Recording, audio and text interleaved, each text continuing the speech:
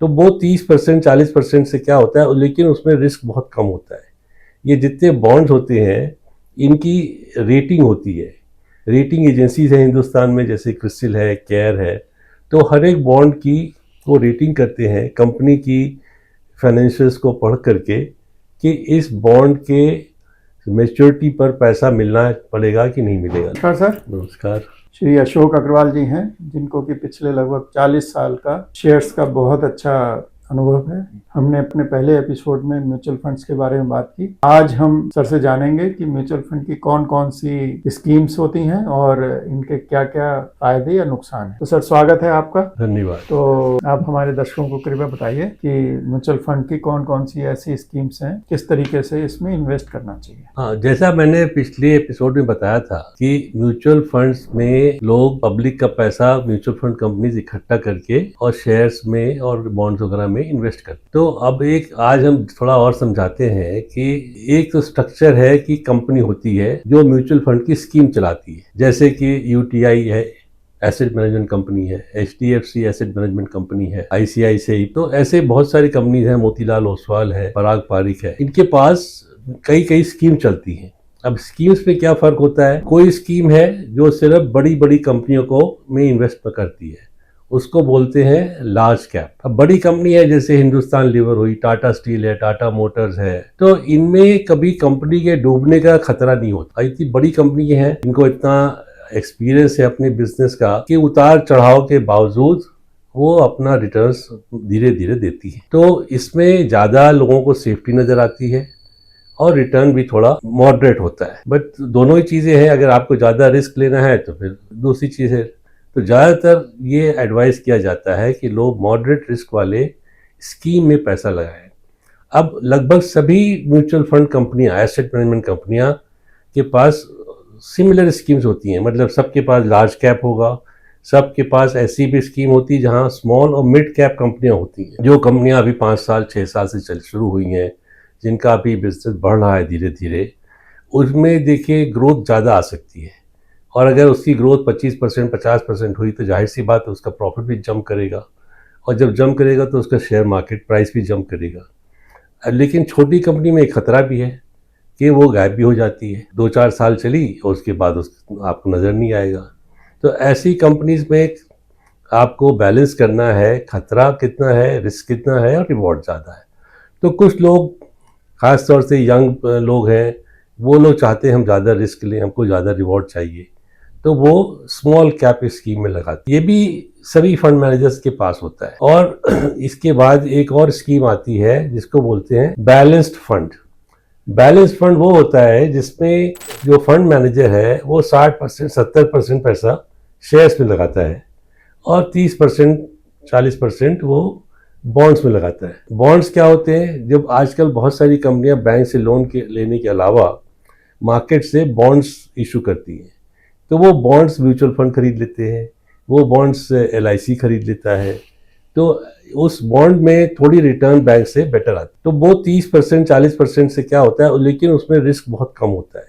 ये जितने बॉन्ड्स होते हैं इनकी रेटिंग होती है, रेटिंग एजेंसीज हैं हिंदुस्तान में, जैसे क्रिसिल है, केयर है।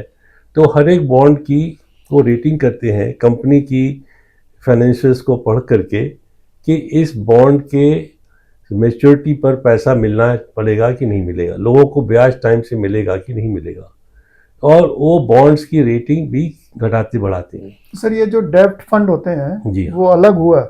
हाँ, और डेट फंड है वो केवल डेट्स पे लगाते हैं, वो शेयर्स पे नहीं लगाते। ओके। तो डेट फंड्स का जो है रिटर्न लगभग 8-9% आता है, करीब 7% भी आता है, क्योंकि इक्विटी का मैंने बताया था करीब आप उम्मीद कर सकते हो 10-12% का, लेकिन डेट फंड में ये रिटर्न नहीं आता, क्योंकि आजकल आप देखिए बॉन्ड मार्केट में पैसा 7-8% पर लोग ले लेते हैं। अच्छी कंपनियां जो AAA रेटेड हो, AA+ हो, वो 7-8% से ज़्यादा नहीं देती, 8 भी नहीं देती। तो जब 7% म्यूचुअल फंड कमाएगा तो वो आपको ही 7 देगा, पौने 7 देगा। तो इसलिए जिनको बिल्कुल सेफ चाहिए वो डेट फंड में लगाते हैं, लेकिन नॉर्मली बैलेंस्ड फंड्स के रिटर्न्स सेफ भी हैं और बहुत अच्छे भी आए हैं। और इसको आप ऐसे समझिए कि जो नेशनल पेंशन स्कीम है वो लोग भी लगभग इसी प्रकार से इन्वेस्ट करते हैं, बैलेंस फंड्स में, इक्विटी फंड्स में। ये अब सरकार भी समझ गई है कि इक्विटी मार्केट और बॉन्ड मार्केट कितनी लाभकारी है एक साधारण सिटीजन के लिए। अपने एम्प्लॉयज तक को उन्होंने एनकरेज किया है कि आप नेशनल पेंशन स्कीम में लगाइए।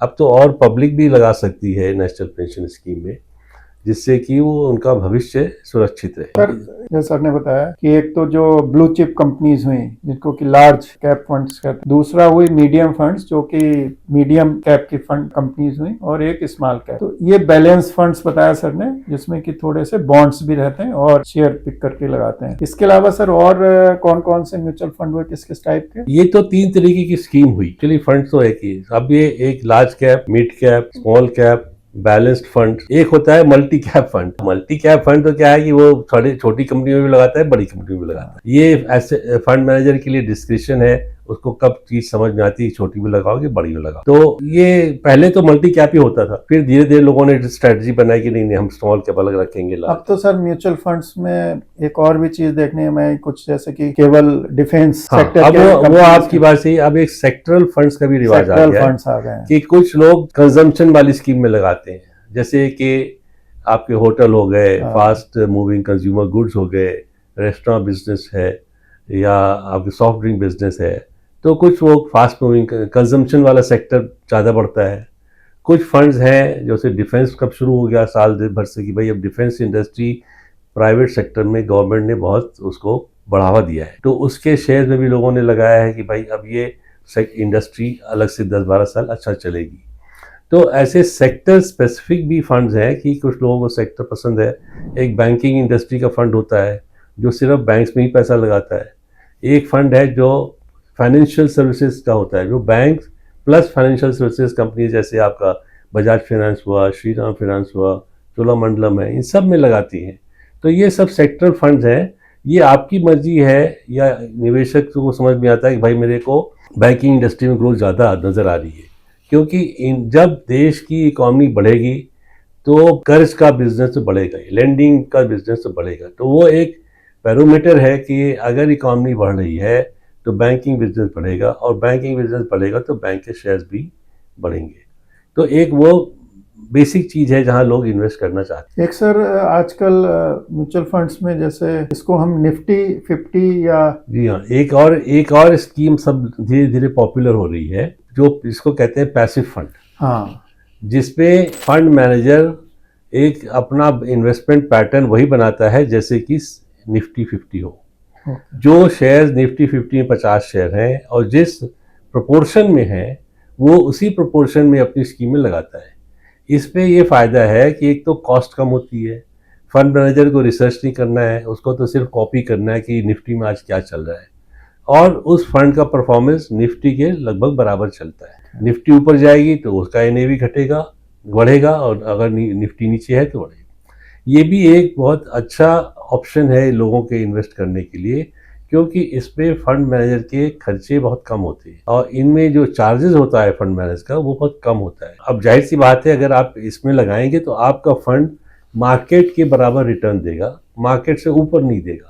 ये भी समझने की बात है कि अक्सर बहुत सारे फंड्स मार्केट से नीचे रिटर्न देते हैं। आदमी को पैसा लगाना चाहिए अपने निफ्टी के फंड्स में, पैसिव फंड्स में। तो ये भी अब ये धीरे धीरे पॉपुलर हो रहा है। अब देखिए एक फंड चला है ETF, एक्सचेंज ट्रेडेड फंड है सिल्वर के लिए, वो सिर्फ सिल्वर खरीदते हैं।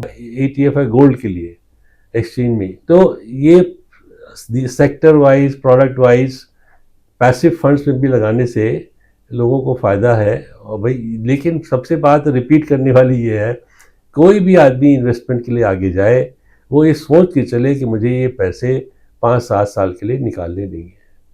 यदि हम आज लगाएं और कल मार्केट गिरा और निकाल लेंगे तो घाटा हो जाएगा, क्योंकि धीरे इकॉनमी जो है धीरे धीरे चलती है, कभी ऊपर कभी नीचे। तो अगर आप 5-7 साल के लगाएंगे तो निश्चित रूप से आपको फ़ायदा होगा।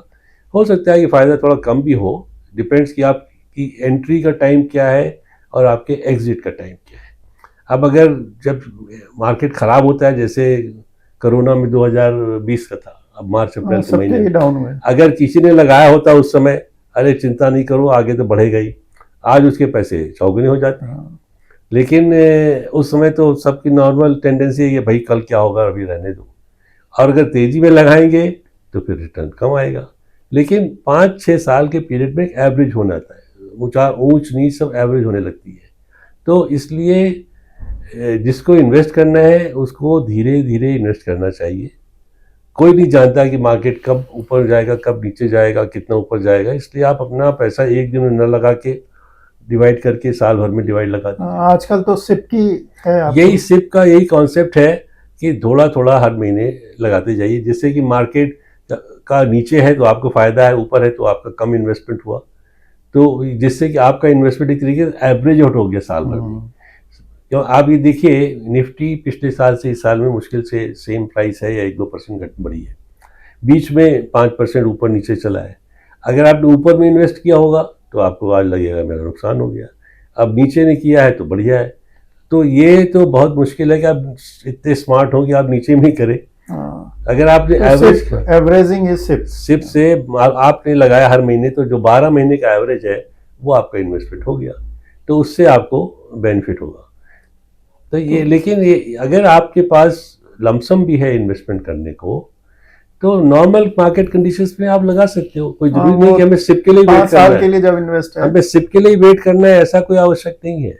तो उसमें किसी फंड मैनेजर से किसी एक्सपर्ट से राय लेकर के आप अपने फंड्स को 3-4 जगह 3-4 स्कीम्स में 2-3 एसेट कंपनियों में, जैसे कोई थोड़ा पैसा आपने पराग पारिक में लगाया, थोड़ा पैसा आपने ICICI के फंड स्कीम में लगाया, थोड़ा HDFC में लगाया, तो क्योंकि ये वैसे तो रिटर्न लगभग बराबर होते हैं, लेकिन हर एसेट मैनेजमेंट कंपनी की एक फिलॉसफी होती है, कोई ज़्यादा कंजर्वेटिव है, कोई कम कंजर्वेटिव एग्रेसिव है, तो आपको कई लोगों के एक्सपीरियंस का बेनिफिट मिलेगा अगर आप डाइवर्सिफाई करते। तो आज हमने अशोक जी से समझा कि म्यूचुअल फंड किस किस प्रकार के होते हैं और SIP कैसे काम करती है।